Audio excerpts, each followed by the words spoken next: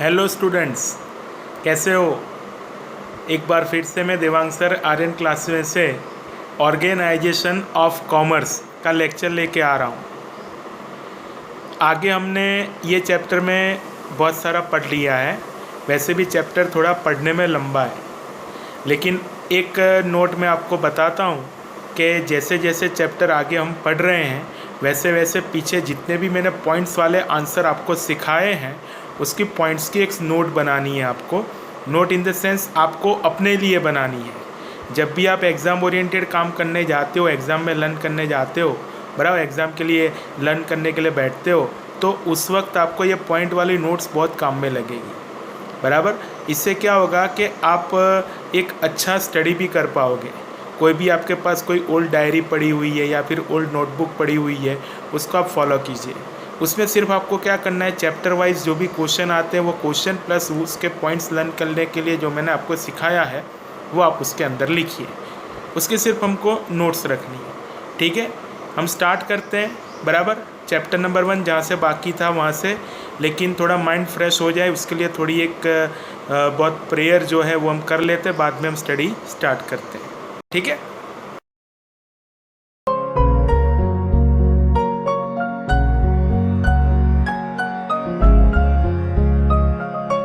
ओ ईश्वर भजिए तने मोटू छे तुझ नाम गुण तारा नित गाइए थाय अमारा काम हेत लावी हसाव तू सदा राख दिल सा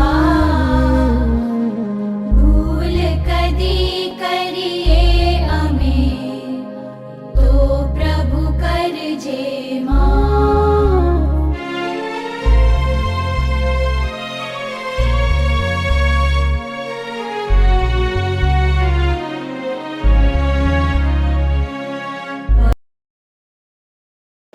okay, chapter number 1 nature and significance of management. ये चैप्टर मैंने आपको स्टार्ट किया है, अभी वही पढ़ रहे हैं हम। मैंने आपको ये चैप्टर को थोड़ा इजी स्टडी करने के लिए 3 पार्ट में उसको डिवाइड किया था।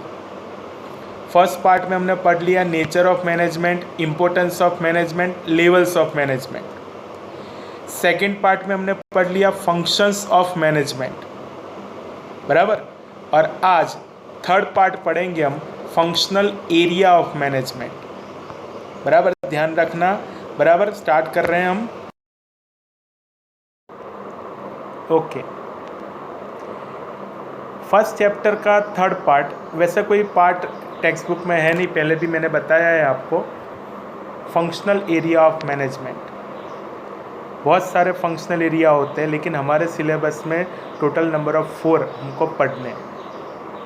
पहले हम पढ़ेंगे मार्केटिंग मैनेजमेंट, फिर उसके बाद हम पढ़ेंगे ह्यूमन रिसोर्स मैनेजमेंट, उसके बाद थर्ड पढ़ेंगे हम फाइनेंशियल मैनेजमेंट, और फोर्थ, बराबर, हम प्रोडक्शन मैनेजमेंट पढ़ेंगे, जो आपके स्क्रीन पर अभी दिखाई दे रहा है, बराबर। तो कंफर्म हो गया, फंक्शनल एरिया मैनेजमेंट जो है, फंक्शनल एरियाज ऑफ मैनेजमेंट, उसमें ये हम 4 फंक्शनल एरियाज पढ़ेंगे, ठीक है। तो लेट स्टार्ट। ओके, स्क्रीन पे आपको एक आंसर दिख रहा है, फंक्शंस ऑफ मार्केटिंग मैनेजमेंट। सबसे पहले मार्केटिंग मैनेजमेंट क्या है वो डिटेल में पढ़ा रहा हूँ। Marketing management is the activity of providing goods और services from producers to customers. Marketing management एक एक्टिविटी है जिसमें गुड्स और सर्विसेज प्रोवाइड करनी है फ्रॉम प्रोड्यूसर्स टू कस्टमर्स। कुछ लोग प्रोड्यूसर्स की जगह मैन्युफैक्चरर वर्ड यूज़ करते हैं, doesn't matter, both are same, similar words. आगे, it includes means marketing management includes exchange of goods with money as well as market research, distributive method, sales promotion, storage, insurance etcetera. That means marketing management के अंदर ये सारी detail क्या होती है, include होती है, ठीक है। Marketing management is such a process which decides the necessity of customers.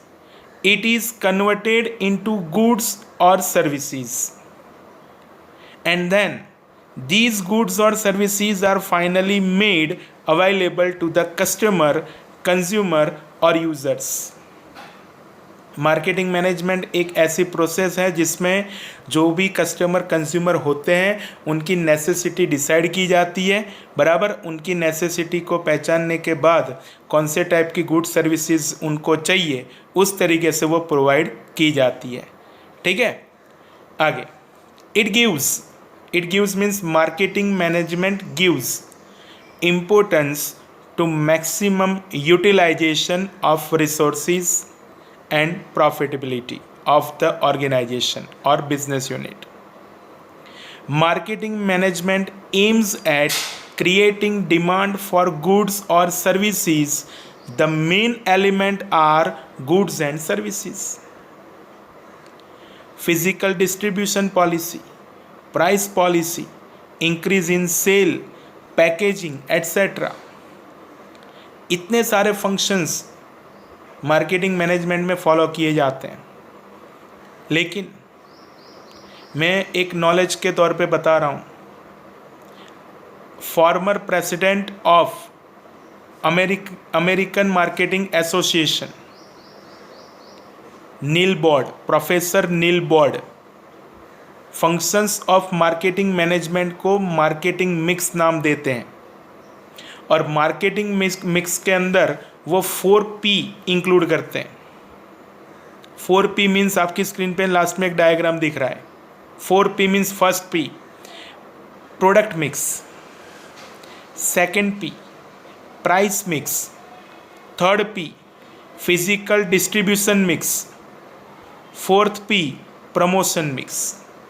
यानी ये हो गए मार्केटिंग मिक्स।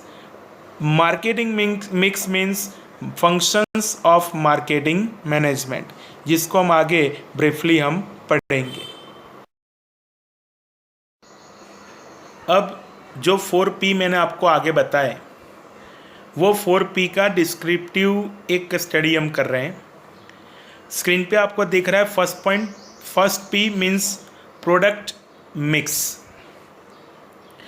इसमें कुछ प्रोडक्ट रिलेटेड डिसीजंस को स्टडी किया जाता है और वही डिसीजन लिए जाते हैं, बराबर। प्रोडक्ट रिलेटेड डिसीजन यानी देखिए क्या है, स्क्रीन पे ध्यान होना चाहिए आपका।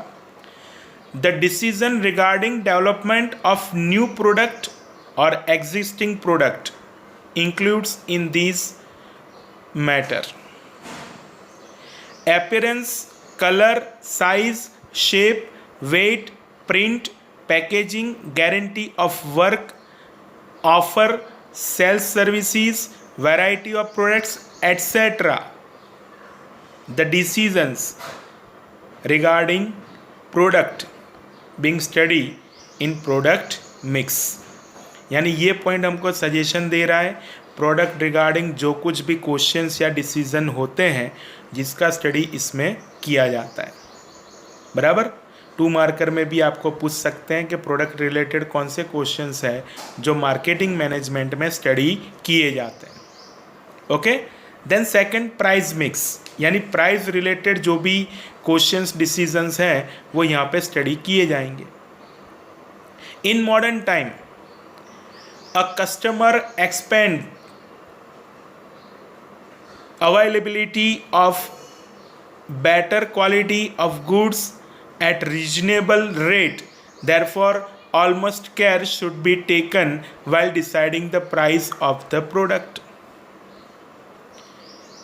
अभी मॉडर्न टाइम ऐसा है जिसमें कस्टमर एक्सपेक्ट करता है कि भाई प्रोडक्ट की क्वालिटी अच्छी होनी चाहिए, दूसरी बात वो रीजनेबल रेट वाली भी होनी चाहिए। तो ये ध्यान में रखते हुए प्राइस डिसाइड करनी पड़ती है।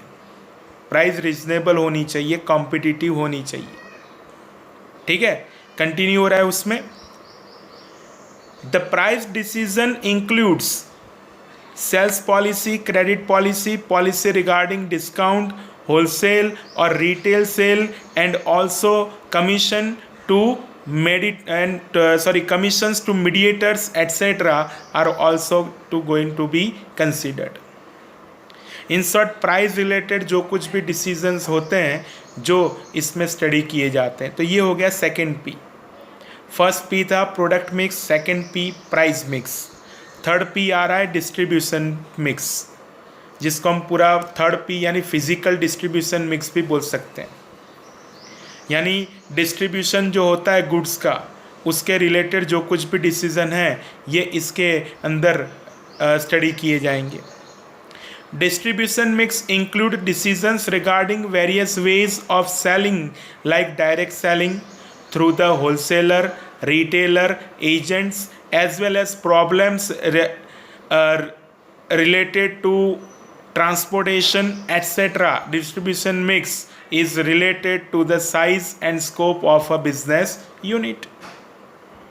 Business unit बड़ा है, प्रोडक्शन यूनिट बड़ा है, गुड्स बड़ी है. जैसे आप सोचिए एक पेंसिल बनाने वाली यूनिट होती है, एक कार बनाने वाली यूनिट होती है, तो उनका डिस्ट्रीब्यूशन सिस्टम अपने हिसाब से डिसाइड किया जाता है. पेंसिल का ट्रांसपोर्टेशन इजीली वो कर सकते हो आप, लेकिन कार के मैन्युफैक्चरर हो आप तो आप समझिए कार बनाकर आप मार्केट तक उसको कैसे ले जाओगे. तो उसकी एक प्रॉपर डिस्ट्रीब्यूशन सिस्टम सेट करनी पड़ती है. तो उसके रिगार्डिंग जो कुछ भी डिसीजंस हैं वो मार्केटिंग मैनेजमेंट में लिए जाते हैं. And last P means promotion mix. Promotion aims at remarkable increase in sale. It include the matters like advertisement, publicity, selling through salesmen, ways and means to attract customer and traders etc.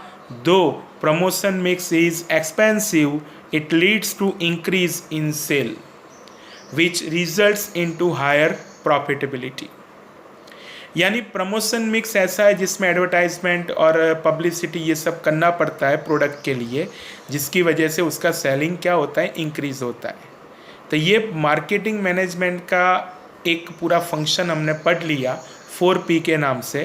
पहले product mix यानी product related decisions आएंगे, second price mix तो price related decisions आएंगे, third distribution mix तो distribution related decisions आएंगे, और last में promotion mix तो प्रमोशन करने के लिए, प्रमोशन यानी मार्केट में बराबर गुड्स को ले जाने के लिए, सेलिंग के लिए, तो जो कुछ भी डिसीजन उसमें आते हैं उसको स्टडी किया जाता है. तो ये हो गया फंक्शंस ऑफ मैनेजमेंट बराबर. बाकी का दूसरा जो है वो हम आगे की स्लाइड में देखेंगे. ओके, एक नया आंसर आ रहा है functions of human resource management. Human resource management का शॉर्ट फॉर्म है HRM. Human resource management HRM के नाम से जाना जाता है. ध्यान दीजिए स्क्रीन पे मैं स्टार्ट कर रहा हूँ. Every business unit takes care of its assets like land, building, machinery, furniture and vehicles. Employees working in the business unit are its live assets. Therefore, it is necessary to take care of them. मैंने direct start कर दिया क्योंकि मुझे पता था कि भाई मुझे पहले यही बताना है कि HRM क्या है, human resource management. Human resource management करना पड़ता है ओनली बिकॉज बिजनेस यूनिट होते हैं उसमें फिक्स्ड असेट्स तो होती है, जैसे furniture, land, building, machinery, furniture, fixtures etcetera. लेकिन इसमें वर्कर्स भी काम करते हैं, एम्प्लॉयज़ भी काम करते हैं. तो ये वर्कर्स और एम्प्लॉयज़ जो होते हैं वो बिजनेस यूनिट की लाइव असेट्स होते हैं. दैट्स वाई उनका केयर करना पड़ता है. बस वही केयर करने के लिए जो मैनेजमेंट होता है वही होता है HRM, ह्यूमन रिसोर्स मैनेजमेंट. याद रखिए HRM के लिए HRD होता है. ह्यूमन रिसोर्स मैनेजमेंट करने के लिए ह्यूमन रिसोर्स डिपार्टमेंट होता है. ठीक है, यानी HRM का full form human resource management, HRD का full form human resource department. पता चलना चाहिए. सेकंड, आगे हम स्टडी कर रहे हैं, ध्यान देना. सेकंड पैराग्राफ, सेकंड डॉट करके जो दिया है वो, success of a business depends on the employees. Business objectives can easily and successfully achieved if their needs are satisfied. conducive environment is provided and proper care is taken। तो business को successful बनाना है तो आपको employees और workers को happy रखना पड़ेगा, यानी उनको उनकी जो कुछ भी प्रॉपर डिमांड होती है बराबर, या फिर उनको जो कुछ भी काम करने के लिए एक एटमॉस्फेयर चाहिए, जो कुछ भी उनको रिसोर्सेज चाहिए वो प्रॉपर उनको प्रोवाइड करना है बराबर, और उनको अपने तरीके से काम करने का थोड़ा बराबर इंडिपेंडेंसी देना है। सैलरी वेजेस जो डिसाइड करके दिया है उसको रेगुलरली देना है। तो ये सारी डिटेल इसके अंदर इंक्लूड होती है। मैं सारी डिटेल एक बार वन बाय वन में बोलता रहूँगा तो उससे बेटर है कि हम डायरेक्ट उसका मीनिंग ही देख ले। अब मीनिंग आ रहा है, देखिए what is HRM, into inverted coma करके स्क्रीन में आप देखो लास्ट में दिया हुआ है। Human resource management is the process which takes into consideration matters like proficiency, knowledge, intelligences, like and dislikes, personal development, necessity, etc. of employees, integrates them with business objectives and channelizes the business towards the path of success of profitability। HRM एक ऐसी process होती है जिसमें जो employees की proficiency, knowledge, intelligence बराबर, उनका development, उनकी नेसेसिटीज़, ये सारी जो क्वालिटीज़ या कुछ भी मैटर होती है बराबर, उसको कंसिडर करके बराबर उसको चैनलाइज किया जाता है बिजनेस ऑब्जेक्टिव्स के साथ, यानी जोड़ दिया जाता है, और बाद में एक सक्सेस पाथ होता है, उस पर बराबर पूरा बिजनेस काम करता है। तो ये हुआ HRM बराबर। अभी HRM का कैरेक्टरिस्टिक और इम्पोर्टेंस हम आगे की स्लाइड पे पढ़ेंगे। ओके, आपकी स्क्रीन पर दिख रहा है characteristics of HRM। Total 7 points हैं, एकदम इजी है, ध्यान रखिए। फर्स्ट पॉइंट HRM, मैं शॉर्ट फॉर्म से ही बोलूँगा, आप समझ जाना। HRM means what? HRM includes selection, training, promotion and direction to the employees. HRM includes selection, training, promotion and direction to the employees बराबर, यानी एम्प्लॉयज़ का सिलेक्शन करना, उसको ट्रेनिंग देना, उसको प्रमोशन देना, उसको डायरेक्शन देना, ये सारी जो कुछ भी मैटर होती है वो इंक्लूड होती है HRM में। Second, HRM enables to accomplish business objectives by way of integrating them with individual objectives, business objectives।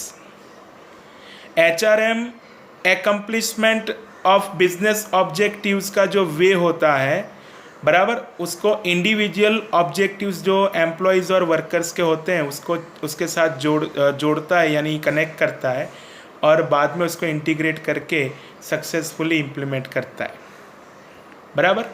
Simple सी बात है। Third, Basic functions of human resource management is to manage the employees as they are valuable assets of the business, यानी employees को manage करना है। Okay? Basic functions of human resource management is to manage the employees as they are valuable assets of the business. Okay? Next, it provides proper training and thus develop personnel for the job. Personal यानी individual, उनको training दिया जाता है, उनको develop किया जाता है बराबर, और उनको अपने जॉब के लिए तैयार किया जाता है, उनको यानी वर्कर्स और एम्प्लॉयज़ को। Okay, next fifth point, HRM evaluates performance of employees and place them at right position.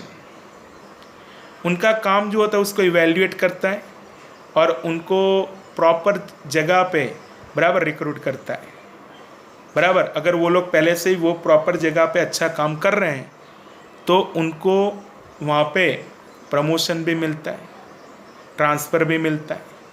Proper काम अभी भी नहीं हो रहा है तो फिर से ट्रेनिंग भी दी जाती है। तो ये सारा वर्क जो होता है एम्प्लॉयज़ रिलेटेड, वर्कर्स रिलेटेड, वो HRM में होता है।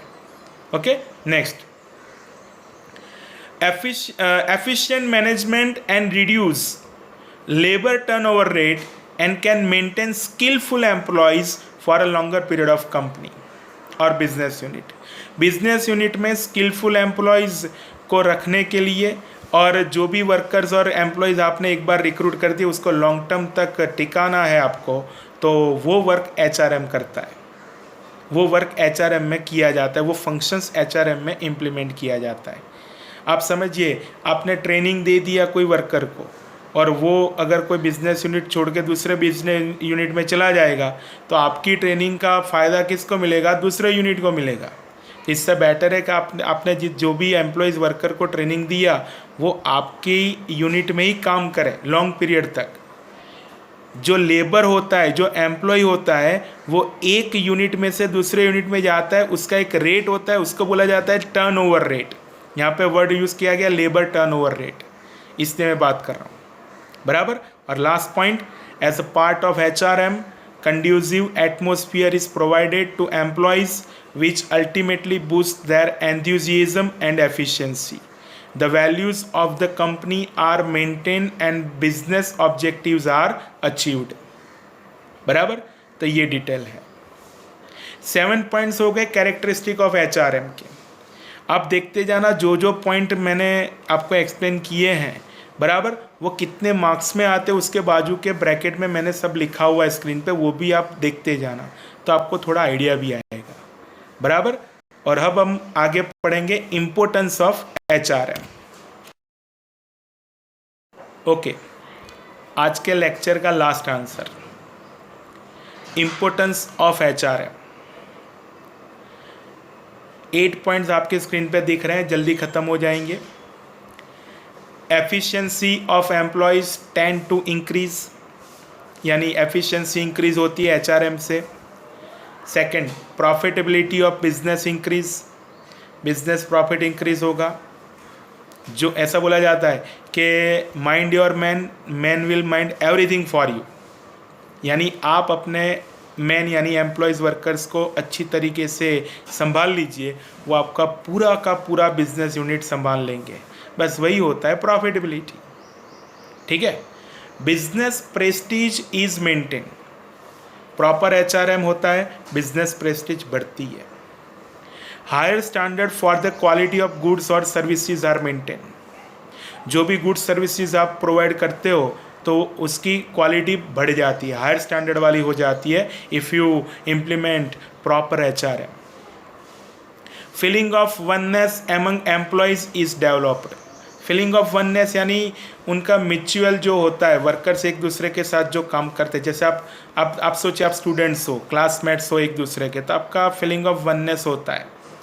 उसी तरीके से बराबर ये लोग भी बराबर जो वर्कर्स काम करते हैं उन लोगों के बीच में भी ये फीलिंग ऑफ वननेस होता है। जैसे आप समझो स्कूल में एक ही क्लास में पढ़ते हो, मान लीजिए मार्केट में आपको कोई मिल गया अपने क्लास का, तो आप तुरंत बोलोगे, अब आपका फ्रेंड नहीं है फिर भी आपके क्लास में, तो आप एक बार तो बताते हो यार ये मेरे क्लास में है। बस वो होता है फीलिंग ऑफ वननेस, बराबर। वही होता है वर्कर्स के बीच में, कोई वर्कर्स मिल जाते हैं ऐसे इस तरीके से मार्केट में, तो वो सिर्फ इतना बोलता है कि ये मेरे कंपनी में मेरे साथ काम करता है, तो this is the feeling of oneness. ये तो सिर्फ इनडायरेक्ट फीलिंग है, आप समझिए डायरेक्ट फीलिंग भी आती है, बराबर। बहुत डीप में स्टडी नहीं है, सिर्फ हमको यही पढ़ के बराबर याद रखना है। ओके, 6th पॉइंट है maximum utilisation of factor of production is possible. जितने भी फैक्टर ऑफ प्रोडक्शन अवेलेबल होंगे उनका मैक्सिमम यूटिलाइजेशन होगा प्रॉपर HRM से। And reduction in labour turnover rate is seen, बराबर। आप अच्छी तरीके से वर्कर्स को मेंटेन कर दोगे थ्रू HRM, तो लेबर टर्नओवर रेट क्या हो जाएगा? रिड्यूस हो जाएगा। And last one, job satisfaction among the employees enhanced, job satisfaction बढ़ता है, ये बहुत बड़ा इंपॉर्टेंस है, बराबर। मैं बड़ा यानी मेन, कोई भी वर्कर्स का जॉब सेटिस्फैक्शन इंक्रीज होता है, समझ लो वो आपकी कंपनी छोड़ के नहीं जाएगा, और आपकी कंपनी छोड़ के नहीं जाएगा, it is your credit, it is your Prestige. तो ये हो गया इम्पोर्टेंस ऑफ HRM। मैंने आपको आज ये चैप्टर के अंदर फंक्शनल एरियाज ऑफ मैनेजमेंट पढ़ाना स्टार्ट किया। उसमें मैंने पहले आपको मार्केटिंग मैनेजमेंट के फंक्शंस पढ़ाए 4P के नाम से, और अभी मैंने आपको HRM के बारे में पढ़ाया इम्पोर्टेंस ऑफ HRM अभी पढ़ा है, उसके पहले कैरेक्टरिस्टिक पढ़ा है और उसके पहले HRM की डिटेल। तो इतना स्टडी मैंने आज करवाया। याद रखिए आज का होमवर्क में आपको 4P वाला पूरा आंसर लिखना है, यानी फंक्शंस ऑफ मार्केटिंग मैनेजमेंट। ठीक है, बाकी नेक्स्ट लेक्चर में मिलेंगे। जय श्री कृष्ण।